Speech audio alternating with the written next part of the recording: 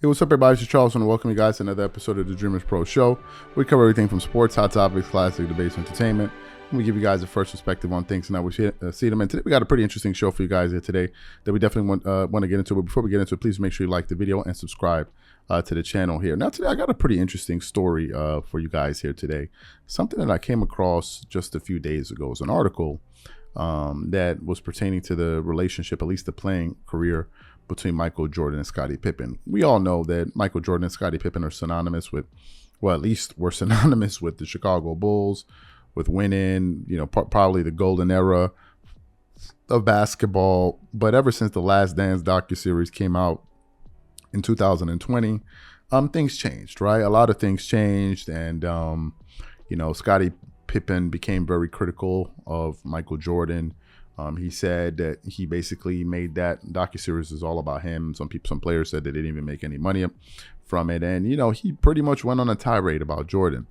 And in that entire period, while Scottie was saying all of those different things, you never once heard Jordan come out and say anything in particular in response to Scottie Pippen.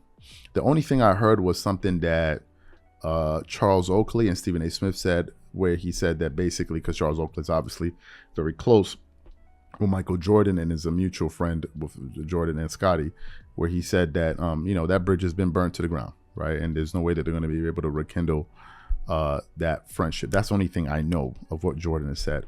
But just doing some research, I came across a pretty interesting article, and it revealed some information to me that I had no idea about, to be quite honest with you, because I wasn't old enough to watch the Chicago Bulls play, especially during their first three-peat and their early runs. I wasn't old enough, wasn't watching basketball at that time. So I just want to read a little bit of it here from the Sports Rush. It starts off with the headline: "By standing next to Scottie Pippen, I made him stronger." Michael Jordan once explained Scottie Pippen's mentality on the Bulls. In the context of the NBA, there aren't any super duos who have achieved as much as the Bulls do of Michael Jordan and Scottie Pippen.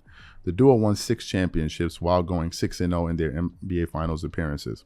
MJ was drafted by the Bulls in 1984, and Pippen was drafted a few seasons later. The duo endured some growing pains before delivering the Bulls their first championship. In The Last Dance, Jordan gives insight into how the duo evolved during their time together. It wasn't just their games that required adjustments over the years. MJ revealed how a change of mentality also sparked their success. And it all began with the two stars finding a way to bond and hold them together. Adversities and how one deals with it often shapes character.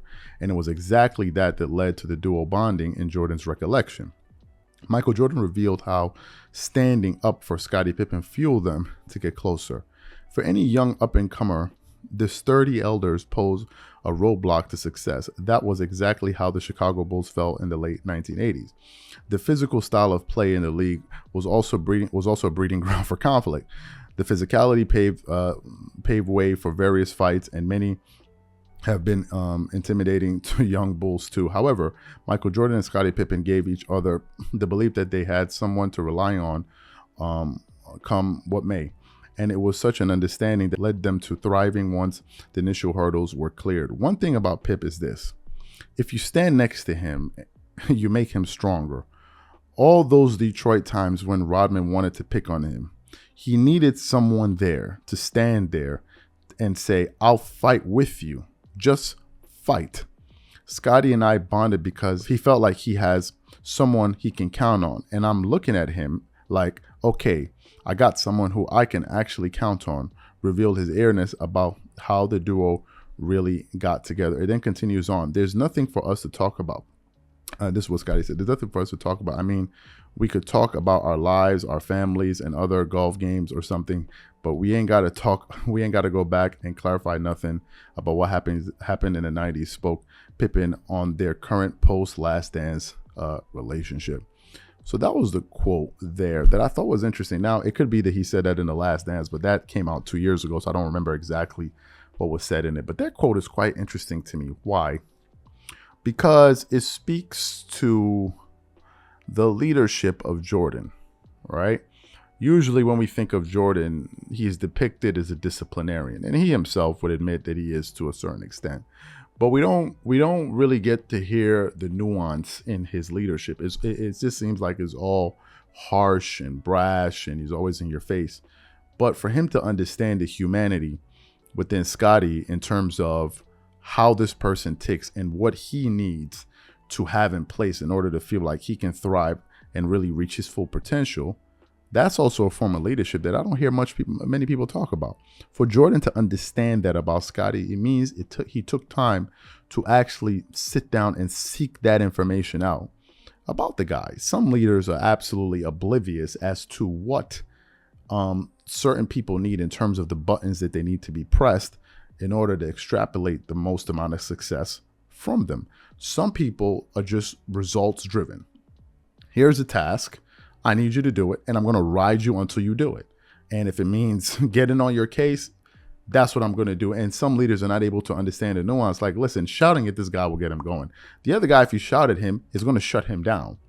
But if you don't understand the right way to get across to that guy, you may fire him thinking he wasn't good at all, when in reality, you just didn't really know how to get through to him. And you may have fired someone that may end up going somewhere else and working with the right leader and ends up becoming a superstar and an absolute stud, right? So for Jordan to understand that and to understand what Scottie needed to be able to feel like he could reach his full potential, to me speaks to his leadership style. And also, for the fact that with all the stuff that Scottie said, to this day, I've never heard Jordan come out and say like, yo, I made you. You see this a lot in, classic relationships that kind of go sour. You hear one guy say, yo, if it wasn't for me, you wouldn't be able to do this. You needed me. I made you, blah, blah, blah, blah, blah. You hear this all the time. In the case of Jordan, at least publicly, all I hear him say is positive things about Scottie. And to hear him say here that, listen, I had to go that extra mile to get this out of this guy and really support him. He could have used that and said, yo, you were soft and this and this and this. But he never did that. Whenever Jordan spoke about Scottie, it was always in a positive way. Whenever they asked him, could you have won his championships? He always said, I would have never won 6 NBA championships without Scottie Pippen. He always said that. Whenever they asked him, if you have to play a pickup game, who's in your starting five? He said, I got to go with Scottie first because he's my teammate. Then he will pick Hakeem, James Worthy, whoever else, right? So Jordan seemed to always have Scottie's back. And at the end of that Last Dance docuseries, it seemed like there was a lot more animosity coming from the direction of Scottie than it was from Jordan. And I'm sure Jordan, if you sit him down and ask him, I'm sure he was blindsided by a lot of what he was hearing Scottie say. But this is just my opinion from afar, and I thought that this was a pretty interesting piece that's worth sharing with the audience. So the question is simply this. What do you think about the comments that Jordan had to make in this particular article? And number two, do you think that if Jordan decided that, hey, listen, I want to be as petty as Scottie, as they say, if they go low, you go lower. If he decided to do that, he would absolutely demolish him in the public forum. Whatever you guys think, please leave your thoughts and comments in the comment section. We catch you on the next show. Peace.